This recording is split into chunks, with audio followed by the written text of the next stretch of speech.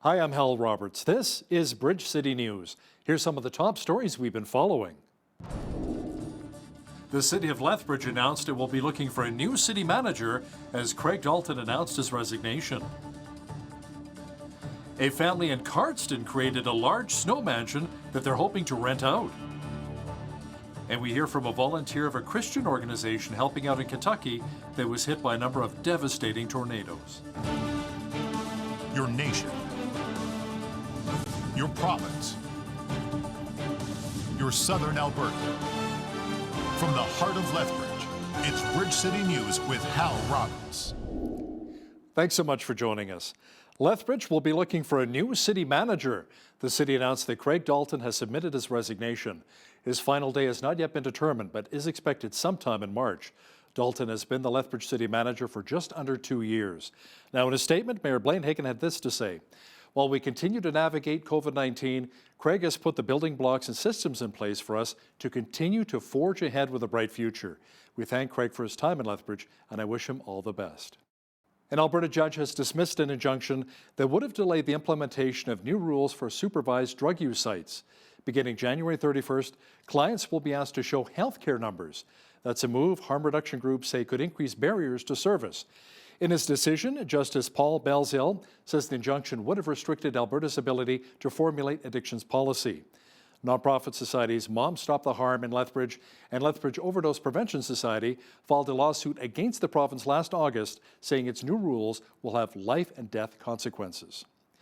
For the second time this month, protesters gathered outside of the home of Calgary Mayor Jyoti Gondek. The group was touting freedom of choice and opposing vaccine mandates on Sunday. Premier Jason Kenney has condemned the actions of the protesters.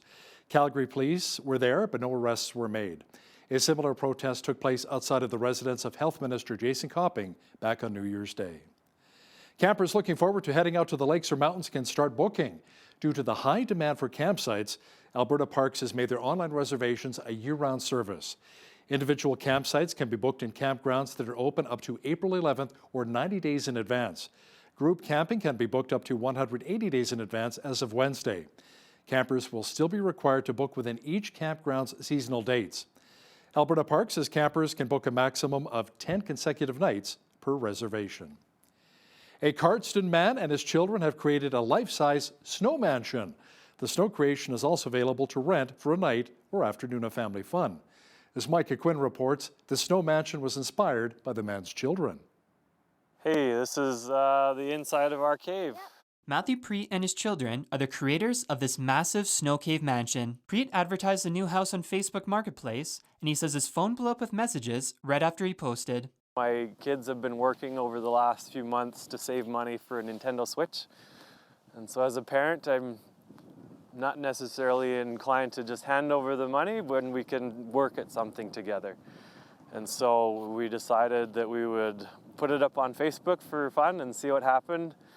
And for, $100 a night we decided, or 25 bucks if you want to come rent it for a few hours, 25 bucks an hour to come and play. Or people have just donated money online. They says that's an awesome thing, and we've had people send us money online and just to kind of support the cause for the kids. The outside of the cave is 8 to 9 feet tall, and if you're under 6 feet, you'll be able to walk in the inside without hitting your head on the roof. I'm 6 foot tall, and I've got just enough clearance above my head. It was probably a little higher yesterday. It has moved just a little bit, but it always does. Even when it's cold, the snow is always settling. Preet's children say the snow cave is a huge hit as well. Most of the teachers in the school know about it because Mrs. Allred is my cousin, and she goes on Facebook with my mom, and Mrs. Allred told my mom, Tiffany Preet, about it.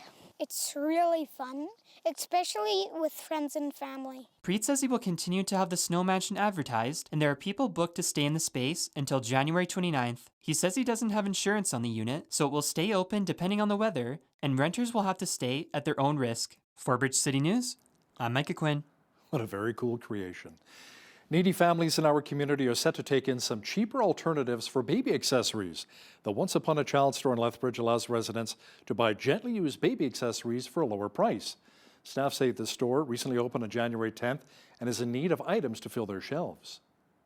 What we are looking for is baby clothings, like size pre-mid to use 20.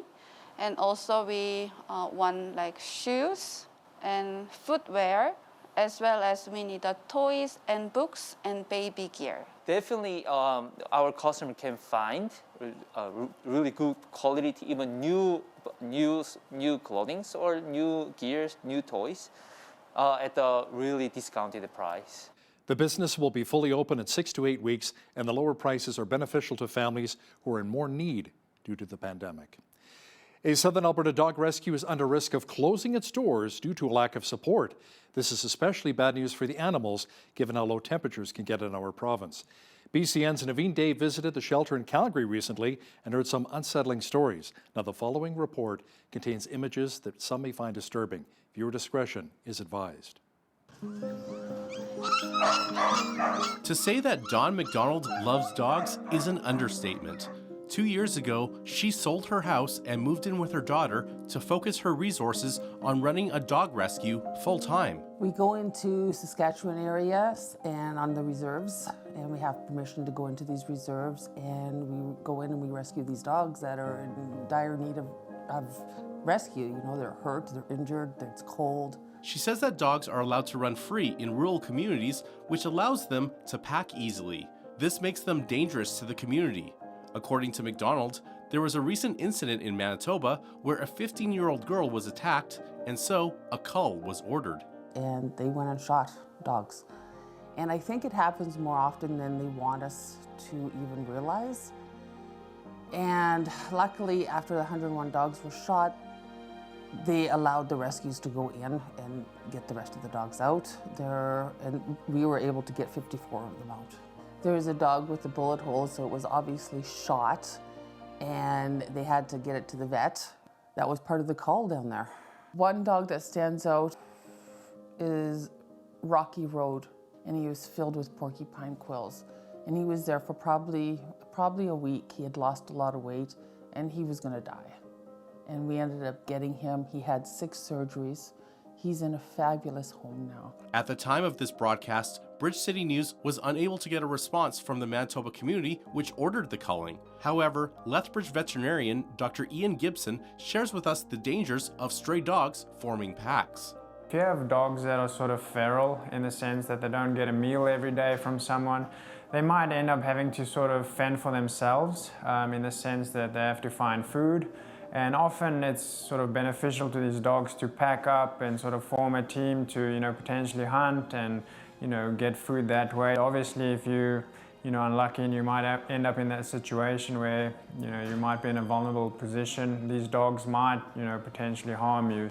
Close to 800 dogs have been rescued and adopted since the Almost Home Canine Rescue came into operation 2 years ago. However, the shelter is under continuous threat of closing down due to lack of supplies and finances.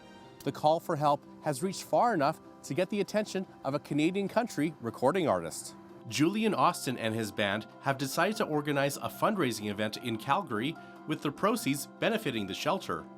Austin says he hopes to raise a much-needed $25,000 for the organization.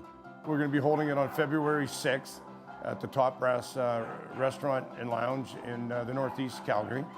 And we're going to have 7 bands, and it's just going to be great. We're going to have donation bins at the entrance coming in. The Almost Home Canine Rescue has support from volunteers that share McDonald's love for animals. However, according to her workers, it is McDonald who has an unmatched fervor for the dogs. I have seen this woman go for days without sleep, days without a shower, probably days without food.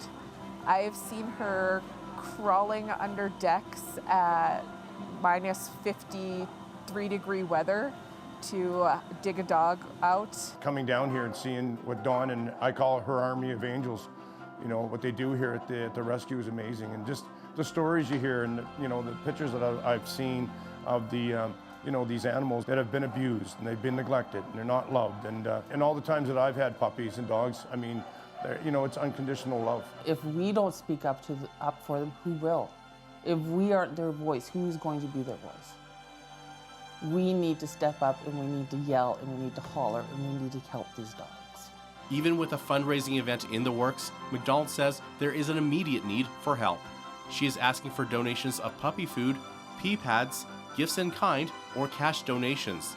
She says her veterinary bills alone cost approximately $20,000 per month. Contributions can be dropped off at the shelter or made online at almosthomeyc.com. For Bridge City News, I'm Naveen Day. What an incredible story, and some very cute puppies there. Former Conservative leader Andrew Scheer has launched a petition to defund Canada's public broadcaster, the CBC. The Saskatchewan MP has cited concerns over CBC News, quote, radical left-wing content and its impact on the country's media landscape. Scheer says the CBC receives $1.5 billion in Canadian taxpayer money each year, despite the network being watched by less than 3.9% of Canadians and CBC News attracting less than 1% of Canadians. So far, Scheer's petition has gathered close to 4,700 signatures. The petition follows the resignation of CBC producer Tara Henley, who accused the public broadcaster of declining journalistic standards. Environment Canada is warning that some parts of BC's south coast are in for as much as 150 millimeters of rain by Thursday. Rainfall warnings are up for the west coast of Vancouver Island and the inner south coast, including Metro Vancouver and the Fraser Valley. Other regions could see up to 25 centimeters of snow. Avalanche Canada has raised the risk of a slide to high on Vancouver Island, the south coast, and Sea to Sky Mountains. Both the Ontario and Manitoba governments announced that students will be back in class on January the 17th. As for those being treated for COVID-19 in Manitoba's hospitals, the number has increased by 25%. Health officials say there are 378 COVID-19 hospitalizations, including 38 in intensive care. Now, that's an increase of 82 hospitalizations over the past 3 days, although there are only 4 more people in the ICUs. The Manitoba government also reported 19 more deaths linked to the pandemic since Friday. That raises the Manitoba total to 1,427. The province of Quebec is looking into creating a new tax for the unvaxxed.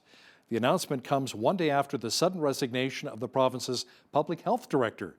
Quebec Premier François Legault says adults who refuse to be vaccinated against COVID-19 will pay a significant financial penalty. The vaccine is the key to fight the virus. This is why we're looking for an health contribution for adults who refuse to be vaccinated for non-medical reasons. Those who refuse to receive their first dose in the coming weeks will have to pay a new health contribution. Political reporter Brian Lilly has been following this story. Brian joins us now from Toronto. Brian, what will the so-called health contribution look like? Could we see something similar in other provinces? To put it bluntly, Hal, to paraphrase Shakespeare, it would be a tax by any other name. Quebec Premier François Legault has called it a healthcare contribution.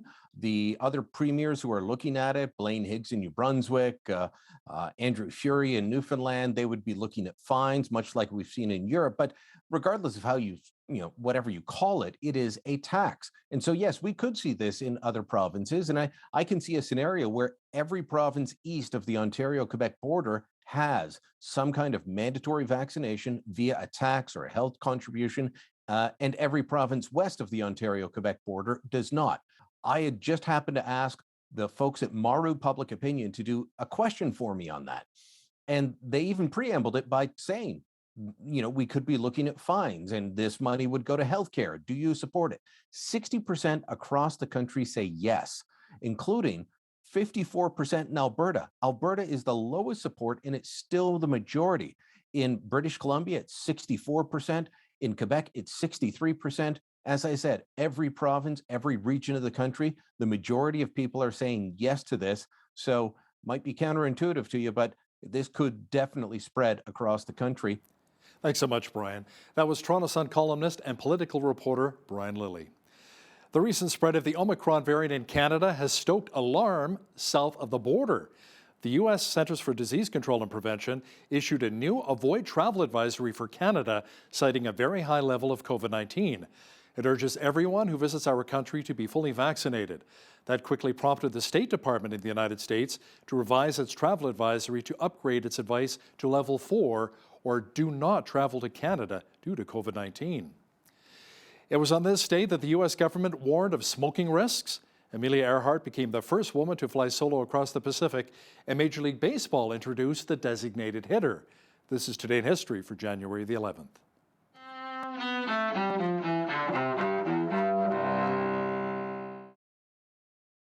January 11th, 1964. For the first time, the U.S. government warns that smoking may be hazardous to your health. Surgeon General Luther Terry. It is the judgment of the committee that cigarette smoking contributes substantially to mortality from certain specific diseases and to the overall death rate. 1935. Aviator Amelia Earhart begins a journey from Hawaii to California, making her the first woman to fly solo across the Pacific Ocean. 1757. Alexander Hamilton, one of America's founding fathers and still on the $10 bill, is born in the West Indies. And 1973. Owners of American League baseball teams adopt the designated hitter rule on a trial basis, a rule that's remained ever since. Today in History, January 11th. Sandy Kozel, The Associated Press. Pope Francis has spoken out against cancel culture. The pontiff says a move by society to cancel people or situations ends up canceling all sense of identity, with the risk of silencing positions that defend a respectful position.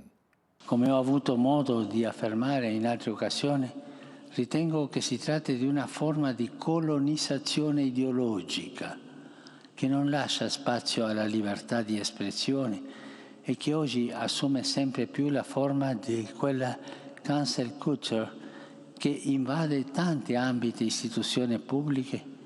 In nome della protezione delle diversità si finisce per cancellare il senso di ogni identità, con il rischio di far tacere le posizioni che difendono un'idea rispettosa. Christian organization Samaritan's Purse volunteer Andrew Clapp is praising God for the opportunity to serve those in Kentucky whose homes were destroyed by devastating tornadoes. As we see in this next story, Clapp says it's all about paying it forward.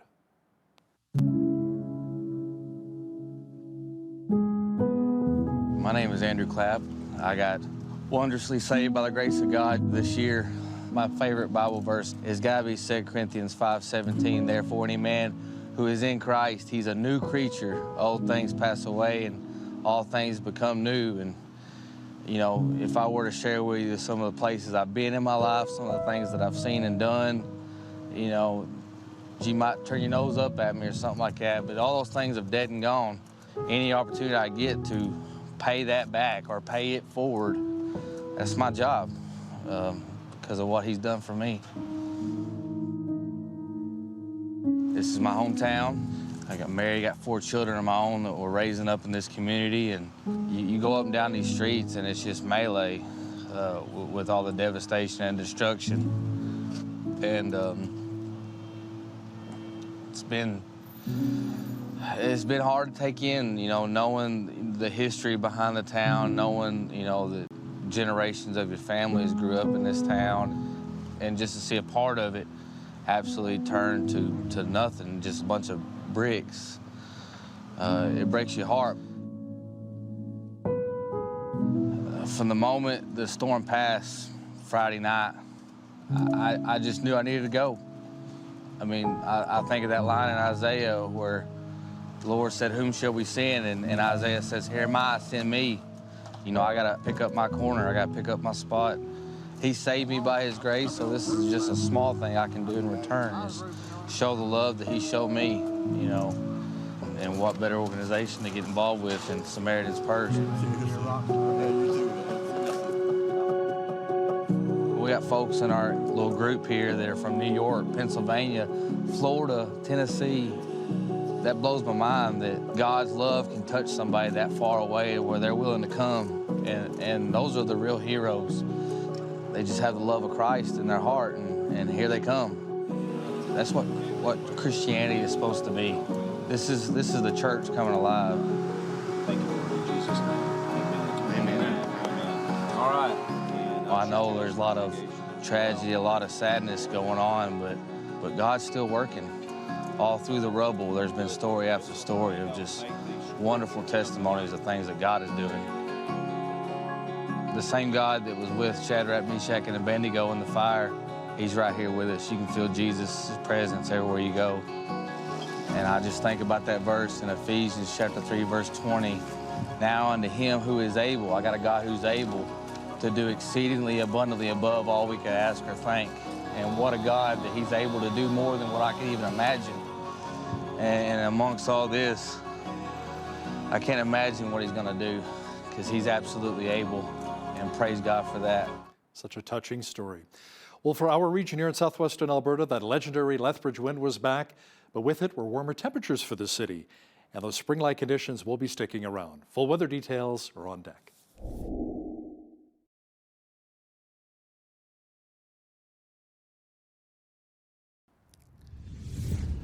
We had another wind warning from Environment Canada today as we saw winds up to 100 kilometers an hour. Tonight, the wind should diminish and we should see a low near 3 degrees. Wednesday, mainly cloudy with a high near 11 degrees. Thursday, a chance of showers developing with the mercury dropping to 6.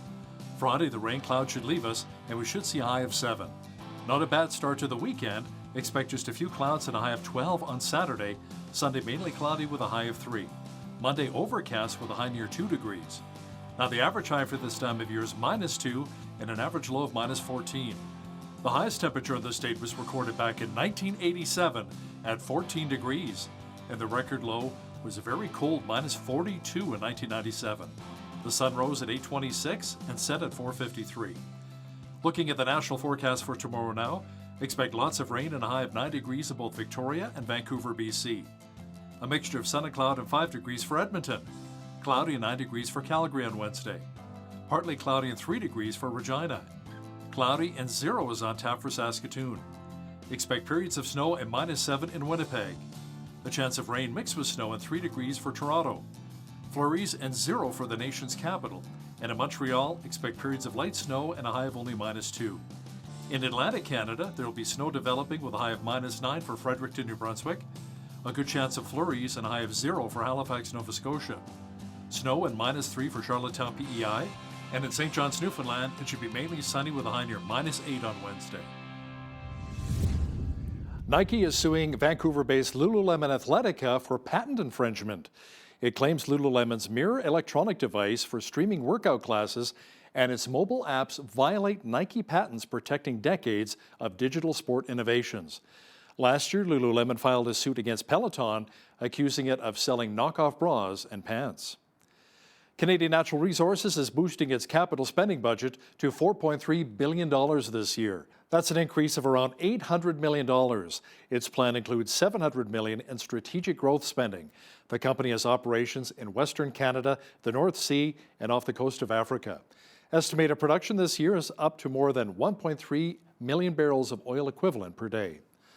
Rogers Communications has appointed Tony Staffieri as president and CEO effective immediately. Staffieri has been the interim CEO since mid-November when Rogers says its board of directors began an executive search. A former chief financial officer, Staffieri replaces Joe Natal, who left the company in November amid a family squabble between Rogers and his mother and 2 sisters who are also board members. The World Bank is downgrading its outlook for the global economy. It expects worldwide economic growth of around 4.1%. That is down from 4.3% it was forecasting last June and from the 5.5% expansion the global economy managed in 2021. The Anti-Poverty Agency is blaming the lower forecast on continued outbreaks of COVID-19, a reduction in government economic support, and bottlenecks in global supply chains. Now, here's a look at today's markets. The TSX was up 202 points on the day to finish at 21,275. The Dow was up 183 to 36,252. The S&P 500 was up 42 points to 4713, and the Nasdaq was up 210 on the day to 15,153. West Texas Intermediate Oil was up $2.99 today to $81.22 US per barrel. Natural gas was up 17 cents to $4.25 US. Gold was up 12 cents to $18.2172 US an ounce, and silver was even on the day at $22.78 US an ounce. Wheat is at $12.19 per bushel, barley's at $9.68, canola's at $23.29, and corn is at $10.61 per bushel. Live cattle were up $1.43 to $137.68, Feeder cattle were up $1.15 to $162.08, and lean hogs were down 53 cents to $77.85. The Canadian dollar was even over the past 24 hours at 79.53 US.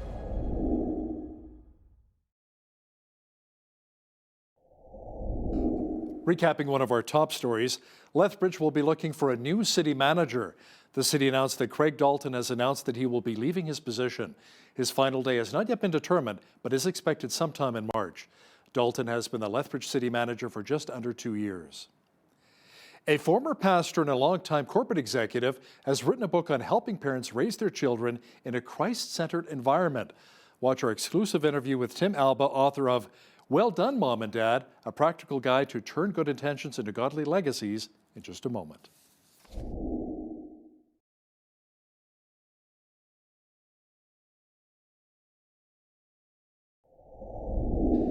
Parenting is a challenge for each and every one of us who has kids, and it's always helpful to get some advice from someone who's managed to do parenting quite well. That's what we want to do today with our guest, Tim Alba, a former pastor and a longtime corporate executive. He's the author of the book, Well Done, Mom and Dad, a practical guide to turn good intentions into godly legacies, available at Amazon and at timalba.com. Tim, welcome to Bridge City News. Thanks for joining us today from Dallas, Texas. Thank you. It's a privilege. Thank you. Now, how would you best describe your book? Would you call it maybe a parenting guide? Yeah, I really started out as a leadership guide for my kids because I didn't start out to write a parenting book, but I started out to writing a book for my children to help them know how to choose well. But through that process, I began to understand that every Christian parent wants to have happy, godly kids. The question is, how do you turn those good intentions into a godly legacy? And that's where this journey took me. Yeah, we all want our children to turn out great, but you say there's no magic formula for helping our kids be faithful. So what can we really do as parents? Well, I really think a key is, if you will, there's a secret that doesn't need to be a secret. And how do you unlock that? Because at the end of the day, it really is trying to help your children know how to be faithful, but more importantly, want to.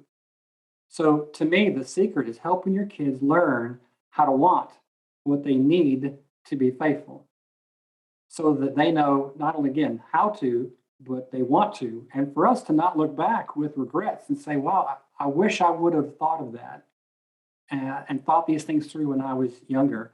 And really, I think it comes down to, how do you unlock that? You unlock that with vivid memories that you create with your kids to inspire them to want that for themselves. Now, there are a lot of young people leaving church these days. Why do you think this is happening? Is it strictly because of the lockdowns associated with the pandemic? Well, I think it really comes down to more than what's happening in society. It's what's happening in the home. I mean, so many parents today want their kids to be happy, but ultimately, happiness flows out of holiness. So instead of being passive and letting society tell us what we're going to do or not do, I think really the key is to have a great offense. The best defense in the home is to have a great offense, to lead your children and to inspire them. Because at the end of the day, we have to create, again, that staying power for the kids to personalize that faith for themselves. Now, in your book, Tim, you talk about default choices in parenting. Can you explain? Yeah, I've really come to the place where I realize with my own kids that there's a fundamental question that I think we all have to answer as parents. And that is, will I be a default parent? And that is a parent that I prefer to be by default, or will I be a parent that my kids need me to be? And a default parent, I say, are great parents with good intentions. They definitely, they want to help their children and break their habits and fix their behavior and stop their drama. But that's parenting by default. And well-intended is not well done. And the second kind of parent I talk about are well-done parents. And we also want to help our little Susie or Billy, but we break their habits by bonding with their hearts. And we fix their behavior by funneling their beliefs. And we stop that proverbial drama by shaping their dreams. It's how we go about helping our children want, again, what they need to be faithful. So, Tim, why do you say that our job as parents is not to get our children to copy us? Well, I think we by default, we want our children essentially to copy us, but the problem is that's not necessarily what our kids need. I mean, my dad was a hero. He was a great man, but my kids needed something a little different. And when I finally learned to become a student of my kids and see what they needed something different. And frankly, that's what a lot of the book's exercises do, is they help us become a student of our kids to where we find out what's going to help them connect with the faith of how God created in them. Now, you say that we are the product of our own daily choices. What kind of daily choices do we make that have really helped guide our own lives, do you think? Well, I think we can't ever get past the basics, right? The basics of creating a home where godliness is the norm, praying, reading our Bible, etc. That's absolutely can't change. But I really think there's three things that really could help all of us. And the first is to start with ourselves. The second is to love your spouse. And the third is how do you lead your family? So it really starts with me. How am I leading myself? Because I can't lead my family well until I lead myself well. And second is the best way for my kids to truly love God is to see their parents love each other. So it's loving my spouse. And the third is leading my family and others, again, to want what they need to be faithful. And that's becoming that student. And it's having some practical exercises that, frankly, the book goes through. I'll give you one real quick that maybe it's called Secret Sauce. Take 26 A to Z characteristics. You pick one for each letter that's going to characterize the character of your family. You have everybody do it. It's a fantastic little exercise. And when we went through that, what I saw was each of my children choosing things that were important to them. And when you look back on it and see what happens with your children years later, you find amazing similarities, but also some amazing commonalities. You help them find faithfulness for themselves as well. Now, in your book, you also mentioned that our trophies reflect our treasures. What do you mean by that exactly? Well, I'll really start just with a story because that's what I think explains it. And that was my wife and I had three kids, had a tornado that came through the Dallas-Fort Worth area. My wife couldn't get home. And I finally got home. My wife called me and said, Frank, get home with the kids. I looked all over the house. And I finally found my three kids, all in a small little bathroom with the door shut, with the music going, having a party. And I thought, what is going on? And they were little. And what they took with them when my wife said, get only the things you need and go to that bathroom and shut the door. My daughter took her makeup and music. Makeup. Well, she's now a fashion designer.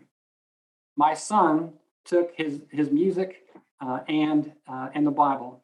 He now is a musician who works at his church. My youngest son grabbed his Game Boy, and he's now a graphic designer.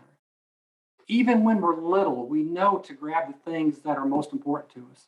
The question is, are we grabbing? Are we treasuring what really matters? It happens by default. The key is, are we actually, though, making the choices that we want to treasure day after day? Now, you encourage parents to keep investing in their kids even when they don't see the immediate results. How do we keep casting that vision? Well, I think you have to decide up front that how you invest in your kids will not depend upon how they respond. I mean, we have to keep investing also in ways that draw their interest. It's like if you deposit $1 in a bank, after 50 years, it's worth $1.64 if it's 1%. But if you could deposit $1 every day at 10% interest, it's worth $467,000. And I just wonder if we could deposit one character investing quality in our kids every day for 50 years that draws their interest, how different would our kids look? And I think back to a time where I was trying to find a way to connect with my youngest son who just wouldn't hardly talk. And his name is Caleb. I finally found a thing that I thought he loved. It was Dallas Mavericks basketball tickets. And I bought a little package of those tickets, and he was so excited to go for about 3 games, and then he quit going. And I'm thinking, what are you doing? And after 3 games, he didn't care anymore.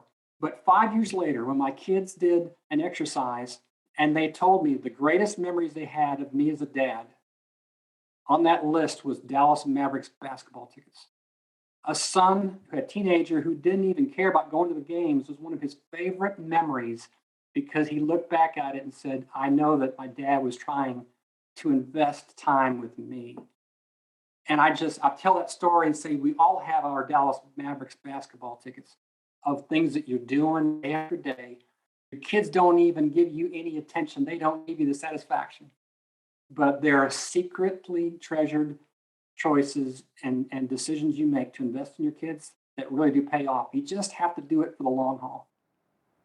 So, Tim, what does our character have to do with our success as parents? Well, I think character has everything to do with our success as parents. I mean, I view success as maximizing your opportunity and being faithful today.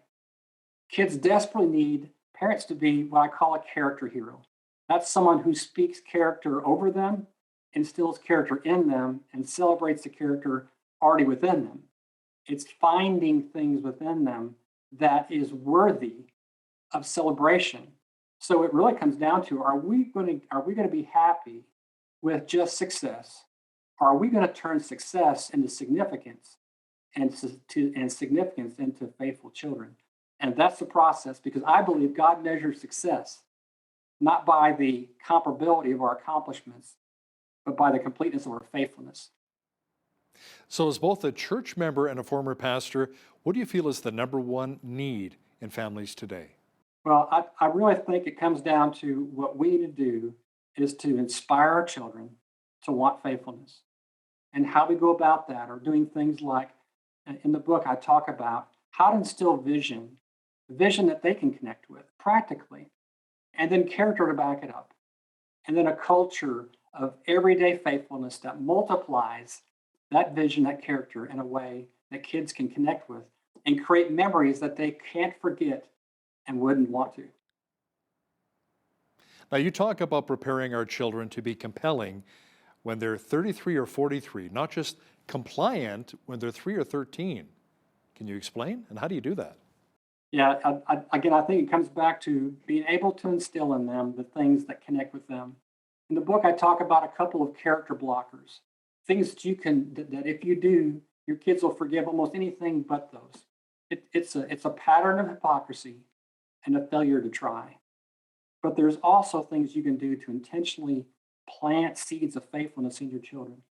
And in the book, I just try to provide multiple exercises to where kids can really connect with.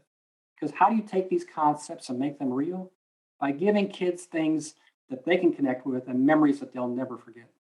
So, Tim, if readers take away one big thing from your book, what do you hope that is? Well, I hope they don't live with regrets. I hope they look back and know that they've prepared their children for what I believe is the greatest moment in all of humanity. And that is not, amazingly, the moment that we get to feel the Lord's embrace and feel him say, well done. It's when we in heaven get to see God do that with our kids. If we can prepare ourselves and our children for that moment when they embrace the Lord, and if we can somehow visualize that, that changes everything. It helps us want to help them be faithful, even in the tough times. Do you think potentially that maybe grandparents can use this as a practical guide as well, your book, not just parents? Maybe help the grandkids along? Well, actually, some of the folks that have enjoyed this the most are grandparents. I'm one right now. And what I've seen is grandparents have told me how it changes things because they're now doing the things that really make a difference. So I've learned that as my kids now have their own children, frankly, I'm able to be a better influence on not only my grandchildren, but also my children. Because frankly, now they're more willing to listen.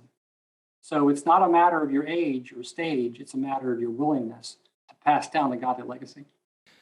Now, Tim, you're offering some free resources as well. Why don't you talk a bit about that? Well, a couple of things. One is on timalba.com, there's a free printable workbook that's available for anybody. It's not just to read the book, it's actually to practice those exercises, so it can be very, very helpful for anybody. And the second thing is as well on timalba.com, is any pastor, any minister, US or Canada, can get a free book simply by asking. There's no strings attached, no credit card, nothing. I just want to honor those ministers who have given their life to Christ. And it's just a way to bless the men and women that have served as I have in ministry full time. So thank you for that. Tim Alba is the author of Well Done, Mom and Dad, a practical guide to turn good intentions into godly legacies, available on Amazon or timalba.com. Tim, thanks for joining us today from Dallas, Texas. My pleasure. Thank you.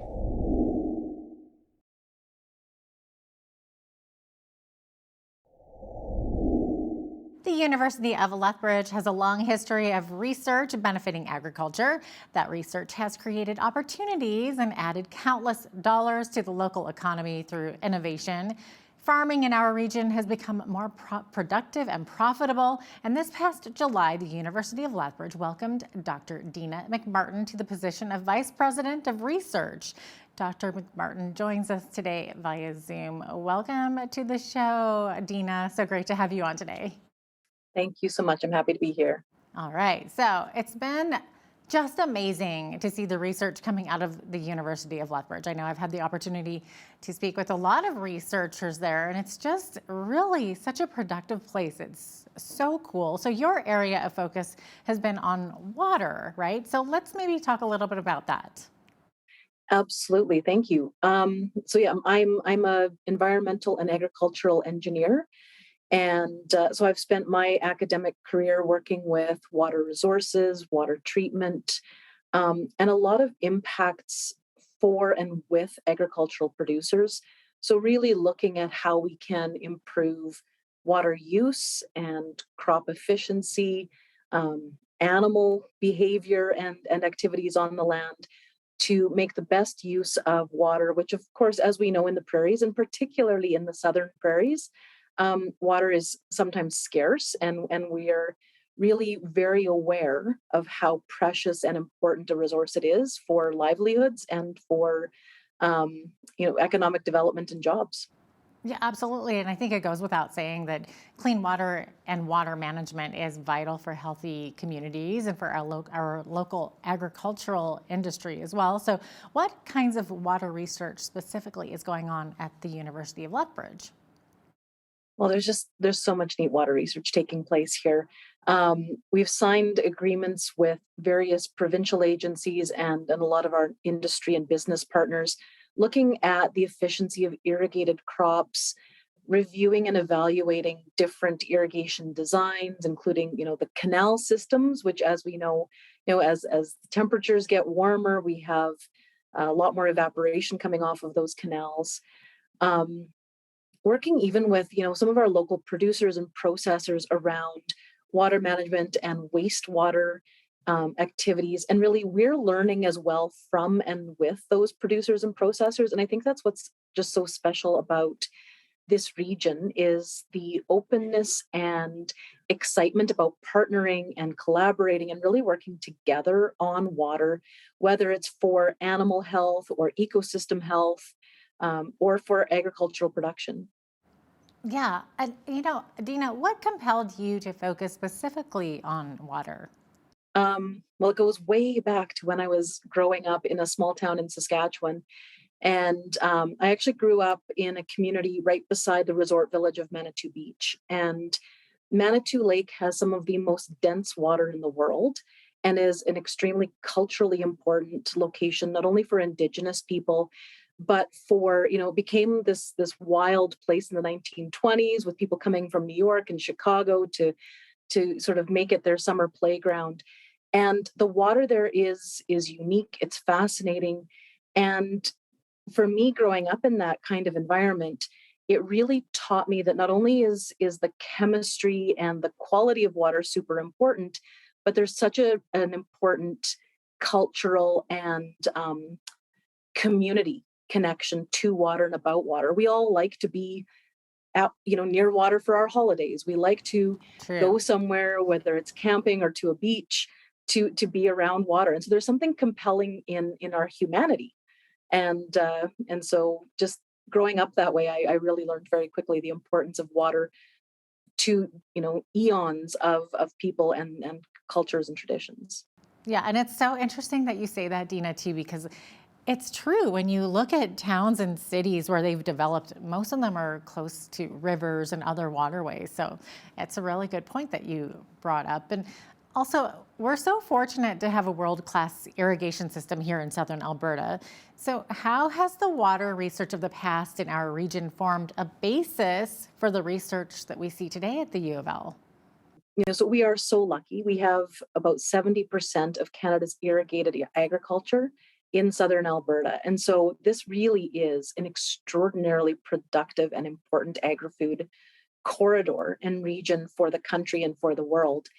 And, irrigation began here in the 19th century with early surveyors coming out and putting in the first canals and lines to convey water to cropland and to communities where there were years without enough water to keep people and their livestock going well. But I think that long-standing tradition of sharing water across the American border and looking at droughts today is really impacting the kind of research we do. There's so much research at the University of Lethbridge around transboundary and international relationships and collaboration, whether that's economic or political or human and resource. There's a lot happening with the irrigation in terms of, again, the crops themselves and the kind of pollinators that we need to keep those crops going and healthy. And then just all of the innovation in the types of crops we're able to grow here, working with producers and processors to build an economic ecosystem and a business area that is just so phenomenal, so active, and so productive. Now, are there any limitations to expanding the irrigation system in southern Alberta, such as expanding it to the southeastern part of the province? No, that's a really good question. I've actually recently started on a new study board with the International Joint Commission for Transboundary Waters, and we're looking at the St. Mary and Milk Rivers in particular, and the apportionment agreements between not only the US and Canada, but also across the Prairie provinces. And I think some of the new activities and projects that we've seen announced by the provincial government to really improve pipeline distribution, particularly from the Chin Reservoir in that area, will help us retain more water so that we can expand and extend irrigation. And of course, the multi-billion-dollar project that was announced for southwestern Saskatchewan, which would connect into our southeastern Alberta regions, all of that is on the books and planned. And I would simply just say that, it just means that we have to be that much more strategic and scientific about how we measure and monitor water use in our current regions and the expanded regions. Interesting. Now, I know there's a lot of people here in southern Alberta that are concerned of the potential of selenium in the Old Man River as a result of coal mining in the Rockies. So should we be concerned about this? It's a really good question. I think, short answer would be, yeah, we should be aware that selenium contamination could be a challenge as a result of coal mining. The soil, the ground, the rock that is being taken out is high concentration selenium. There are technologies and treatment methods for removing selenium. To my knowledge, they haven't been fully employed in past. And so I think there's a little bit of concern that we don't really fully understand the technology. And because water is such a precious resource here, and because so much of our economy, both directly and indirectly, and our livelihoods, the traditions of being on the land, with animals and plants is so strong here. I think it's fair that people are concerned and asking good questions about whether or not there might be selenium and what impacts it could have if the concentrations become too high. Because I've also heard the opposite argument that we need a little bit of selenium, and I don't know how true that is. You might know more than me. Selenium is an essential micronutrient. I mean, if you look at your own vitamin bottle that maybe you take, a multivitamin every day, there will be selenium in that. But like so many things, moderation is the key. And so we want to make sure that we keep that in micronutrient level, not a significant concentration. Okay, excellent. Great to know. Thank you for that. Now, during the recent municipal election, Calgarians voted yes to adding fluoride back into their water. So what are your thoughts on that? I'm a strong proponent. I'm a big supporter of that. I think in large part, the majority of the dental community has really spoken out in favor of it, particularly for young children for whom dental health is often a struggle and a challenge, and particularly for vulnerable populations where perhaps visits to the dentist and other fluoride treatments just aren't as possible or as regular and routine as other segments of the population. And we know that, again, everything in moderation. In the doses that we're seeing within drinking water, the levels are safe for human health. Are you able to talk a little bit about the need for STEM program development at the U of L? I think in any region, having diverse job options is extremely important, and STEM jobs are considered quite often to be economic drivers around innovation and new job development. I think the creativity we see from the graduates, at the University of Lethbridge, contributing to community and new business, new activities, I think is really important. And I would be excited to see additional STEM opportunities for students in Lethbridge. I think what we're doing is extraordinarily good and very high quality. There's always opportunity for us to look at what more and different we can do in response to changes in the local economy, local environment, and global trends in terms of what's out there. And if I think about some of my own graduate students and some of what they're doing, it's looking at community resilience to changes in climate, looking at how we've seen the floods in BC and lots of conversation about, well, the infrastructure was aging and the designs we currently are building are based on old data.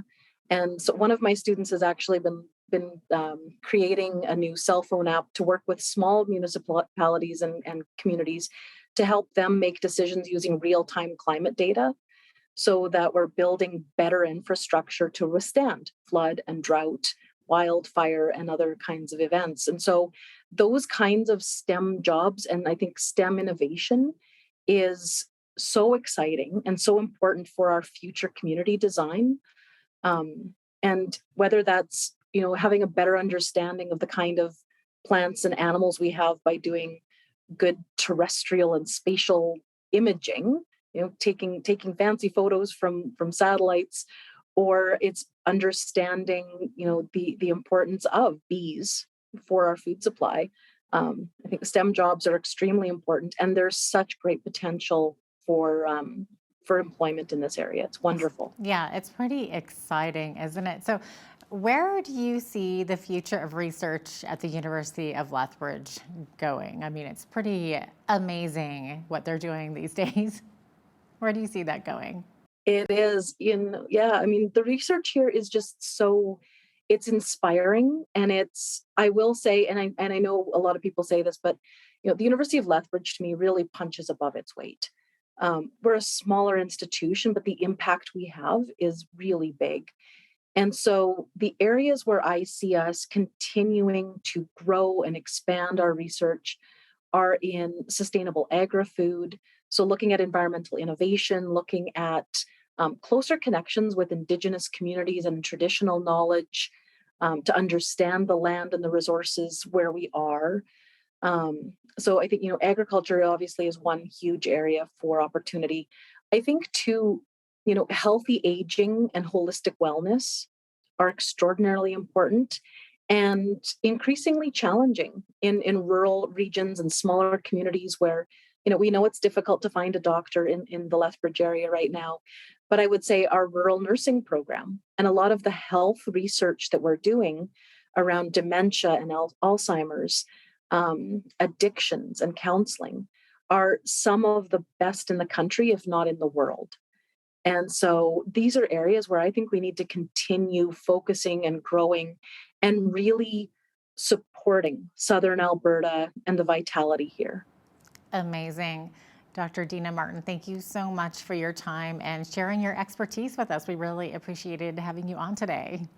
Thank you so much. It's been wonderful to be with you. Great. Dr. Dina Martin is the Vice President of Research at the University of Lethbridge. I'm Jeanette Roche on behalf of all of us here at Bridge City News. Thanks for watching.